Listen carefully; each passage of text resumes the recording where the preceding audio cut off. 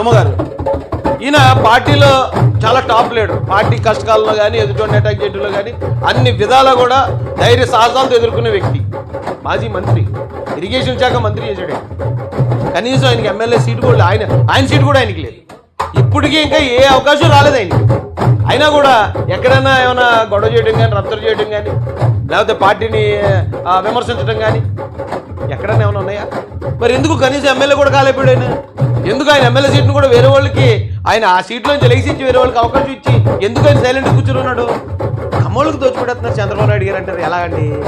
మరి కమ్మోళ్ళకి దోచిపెట్టేసే పార్టీ కదా చంద్రబాబు నాయుడు గారు. ఏమన్నా కమ్మోళ్ళకి ఇచ్చేస్తాడు కదా.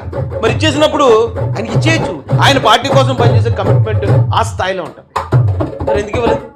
ఎప్పటి నుంచో పార్టీ పెట్టిన దగ్గర నుంచి ఉండి పార్టీ కోసమే మొత్తం తమ జీవితాన్ని త్యాగం చేసిన వీళ్ళు ఎందుకు అవ్వలేకపోతున్నారంటే కారణం వాళ్ళ కమ్మోళ్ళు కాబట్టి. ఆలోచించాలండి.